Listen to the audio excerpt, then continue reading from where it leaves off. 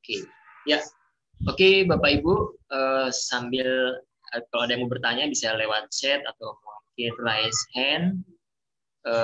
Kali ini kita masuk sesi review produk. Seperti biasa di setiap hari Rabu kita ada review produk teman-teman yang sudah masuk ke kurasi IHC. Oke, silakan Pak. Produk apa nih yang pertama mau direview? Kemarin ada dikirim beberapa produk, nanti dari tim saya, Angel Rika akan review, nanti saya akan tambahin setelah Angel melakukan review. Gitu Pak Wis. Sebelum menonton lebih lanjut, klik subscribe dan klik tombol lonceng channel Big Indonesia Official.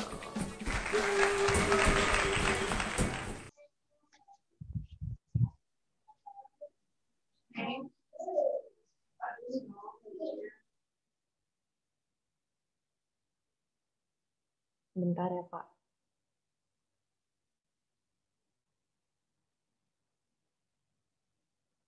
Nah, udah kelihatan ya Pak?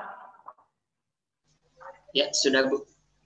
Kemarin kita dapat kiriman ada 8 produk. Nah, ini yang pertama nih Pak.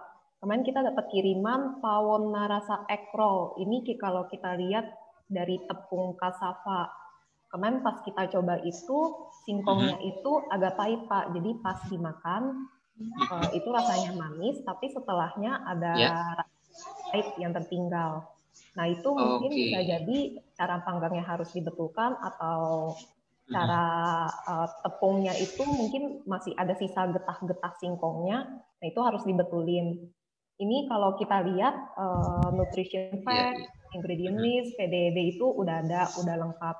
Cuma ada stiker-stikeran nih Pak, kayak gluten free-nya di stiker, terus habis itu packaging-nya juga di stiker-stiker, nafeknya juga di stiker.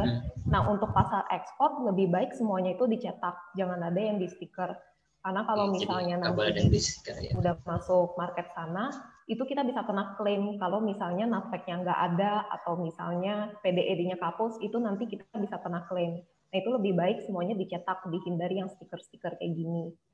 Nah, terus yang kedua itu kemarin kita dapat Nukuma Cantik Sus Kering Premium. Nah, ini sus kering, terus dia green tea rasanya ya Pak. Kalau kita coba, krimnya itu feelingnya enak, terus adonannya juga lembut, rasa green tea-nya kerasa, cuma dia itu agak berminyak. Jadi pas dimakan, di leher itu masih ada kayak sisa-sisa minyaknya. Teksturnya pun dia agak lebih ke keras. Sausnya kan crunchy, tapi ini agak keras sama padat. Untuk desain sih, lebih baik warnanya yang carinya yang eye catching, yang cerah. Sama foto produk itu harus yang menarik, yang bikin orang tuh ingin makan foto produknya. Ini kita juga lihat PDED-nya ini mudah luntur, jadi lebih baik itu PDED di laser atau dicetak sampai nggak mudah luntur. Bahan packaging juga kita suggest itu alu kalau untuk ekspor. Nah, ini sama tempe, keripik tempe kakla kita kemarin dapat. Ini keripik tempenya menurut kita oke. Cuma dia itu agak berminyak. Jadi ini hampir sama kayak sus kering tadi. Di leher itu kita masih berasa ada sisa-sisa minyaknya. Ini mungkin cara gorengnya harus diperbaiki atau saat digoreng minyaknya itu benar-benar dikeringin. Terus ada juga yang tempe bulanku. Ini juga sama, tempe juga. Kita pas makan itu tempenya agak melempem ya Pak. Sama tepungnya itu terlalu banyak. Jadi bukan crunchy tapi lebih ke padat dia. Kan dia juga diklaim kalau bulanku ini keripik tempe sagu. Sagunya ini menurut kita nggak menyatu di tempenya. Terus untuk bahan packaging ini udah lengkap, ada nafek, ada ingredient list, ada PDD. Nah, PDD-nya ini dia masih modelnya itu coret, bukan dicetak. Jadi lebih baik PDD itu dicetak. Nah, ini untuk cashew kacang roasted original.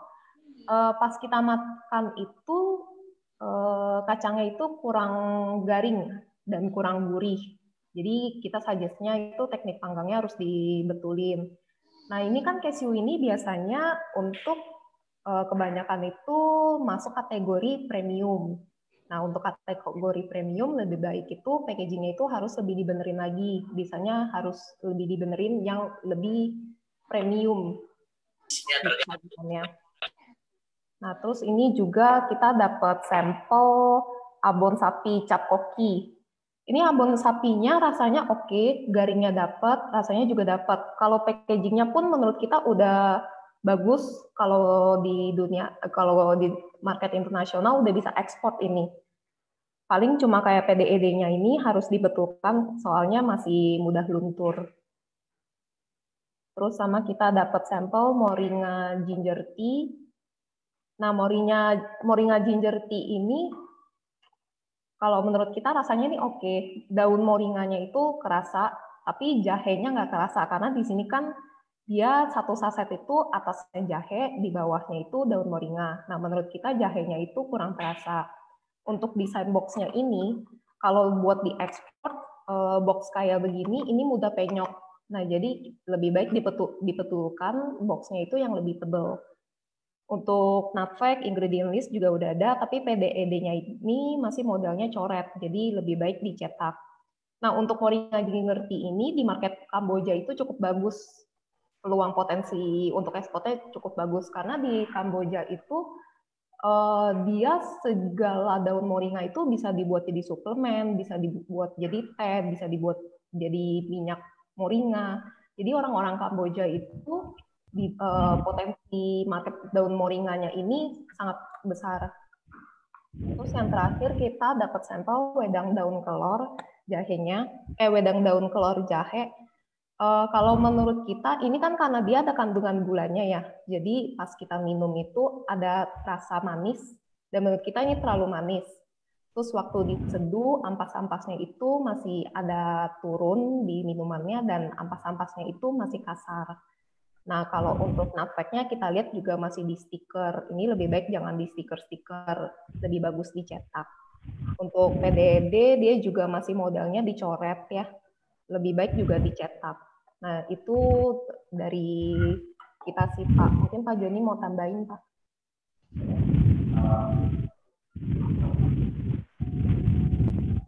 Udah semua di Ya, sini? udah, Pak. Oke, saya akan tambahin dari secara keseluruhan produk yang diterima. Saya paling oke lihat adalah satu abon. Abon sapi itu taste-nya oke, bagus ya. Packaging dan standar yang lain juga cukup oke. Cuma hanya di gambar packaging aja, karena itu merupakan stiker, mungkin dibuat lebih glossy sehingga kalau mau buat market export itu gambar abonnya lebih muncul dan orang lebih tertarik gitu. Nah, yang kedua adalah keripik tempe kala. Itu secara keripik tempenya bagus, oke ya, dibanding sama yang kemarin Bekasi hampir mirip ya, cuma potongan size-nya yang berbeda. Tapi ini tempe dari merek Kala ini ada peluang ya. Kalau packagingnya diperbaiki, dibuat lebih oke, saya rasa market lokal maupun market ekspor ada peluang sangat besar untuk tempe yang merek Kala ini maupun tempe yang kemarin SK1 Bekasi itu punya potensi untuk dikembangkan, karena satu, Indonesia konsumsi tempe sangat banyak, dan beberapa negara mereka juga mulai makan tempe juga meningkat ya, jadi bisa ada peluang yang sangat bagus. Nah, tadi ada kacang mete. Kacang mete saya rasa sangat sayang kalau packagingnya dibuat seperti itu ya. Mete ini adalah cenderung premium price ya. Kalau kita buat packaging seperti ini kurang menarik dan rasanya juga kurang menarik. Buat sesuatu yang berbeda untuk mete ya, sehingga ini kan konsepnya panggang, tapi taste-nya nggak dapet lah, karena terlalu rasanya karena panggangnya tidak merata ya, tidak bisa dipastikan pemanggangannya merata, mungkin jadi harus dibuat standar. Jadi ada bagian yang matang, ada bagian yang tidak matang. Nah, tapi kalau memang mau memperbesar market lokal maupun ekspor, mete ini punya peluang sangat bagus di Cina. Cina itu konsumsi mete sangat besar, Thailand juga sangat besar. Ada satu merek yang marketnya sangat besar sekali di Thailand maupun Cina, itu saya lupa mereknya, dia ada gambar topi dan sebagainya. Packagingnya selalu kalau mete ini tidak pernah pakai pots kalau diekspor, lebih banyak pakai kaleng seperti abon ini. Ya, dibuat lebih eye catching sehingga orang tertarik untuk beli. Market lokal di Surabaya juga ada yang cukup oke di market oleh-oleh, itu mereknya kalau nggak salah roasted apa gitu, dia memang roasted tapi dibuat berbagai macam rasa, ya rasa pedas dan sebagainya sehingga cukup menarik. Jadi dalam kita membuat produk, ya kita harus ada sesuatu yang kita punya nilai plus, ya nilai plus apa yang kita mau jual sehingga itu bisa dikaitkan dengan cara kita promosi nantinya. Seperti mete ini juga, mete ini kan di Indonesia banyak, tapi kita harus bisa bagaimana sih dibuat khusus sehingga bisa diedukasi ke konsumen dan konsumen bisa beli mete ini. Ya. Nah kalau yang daun tadi moringa atau daun kelor, ya market paling besar saat ini Kamboja, karena Kamboja itu ini seperti minuman sehari-hari yang memang banyak orang minum. Ya kalau secara taste moringa ginger ini ya mereknya Raja Ola ini sama yang punya dari Tegal wedang daun jahe. Saya pernah ke rumah beliau ya yang pengolahan wedang daun jahe ini. Ya secara taste cukup bisa diterima ya, cuma tinggal sasaran market yang kita mau dapat aja. Kalau di lokal mau seperti apa, kalau di ekspor mau seperti apa. Nah, secara umum memang kalau saya review dari pertama sampai sekarang, kita masih ada problem di packaging dan desain sama merek ya. Kadang-kadang penulisan merek juga tidak jelas. Kalau kayak ini kan moringa ginger tea ya oke, tapi mereknya Raja Ola. Kadang-kadang ini kan company atau merek kan berbaur jadi satu. Kalau company ya kita sebagai logo company, kalau merek sebagai merek, karena biar orang tahu kalau kita mau beli produk ini di mana, mereknya apa dan sebagainya. Itu penting buat yang punya produk itu, karena kalau dia nggak tahu mereknya apa, kadang-kadang ya pada saat produk itu laku, orang lain yang copy dan punya merek, dia akan jauh lebih sukses daripada yang awal merintis itu. Itu banyak kejadian di UMKM kita. Ya, kalau saya sih berharap tidak terjadi di anggota Istiqlal. Kalau bisa bangun merek dari nol, tapi orang sudah tahu produk kita itu seperti apa. Kalau rasanya bisa diterima, mereka sudah tahu, oh mereknya seperti ini, dan mereka tidak akan lupa. Tapi kalau mereka tidak tahu, mereka hanya lihat moringa ginger tea, akhirnya mereka hanya lihat kalau ada yang tulisannya sama, mereka akan ambil seperti itu. Itu kan sayang buat yang punya produk itu. Ya itu sekilas review yang saya lakukan untuk produk-produk yang minggu ketiga ini saya terima ya. Kembali lagi saya berpesan, satu, perhatikan merek, kedua, perhatikan rasanya seperti apa menjadi target kita ya. Terus produknya sendiri ya, ketiga kembali perhatikan lagi desain packaging, apa sih yang kita mau komunikasikan ke konsumen. Jadi packaging itu harus kita pikir seperti ini, bagaimana orang lihat packaging kita, mereka pengen beli, mereka tahu isi produk kita, mereka seakan-akan wah lihat packaging aja udah tertarik. Sama seperti kalau kita misalnya lihat sesuatu di display supermarket atau apa, biasanya kita lihat wah ini packagingnya bagus. Setelah lihat packaging yang bagus, ada keinginan membeli. Setelah keinginan membeli, mereka akan coba produknya. Kalau produknya mereka suka, mereka akan membeli kembali. Tapi kalau produknya mereka nggak suka, mereka tidak akan membeli kembali. Ya, jadi penampakan packaging itu sangat penting bagi konsumen mau di Indonesia maupun di luar negeri.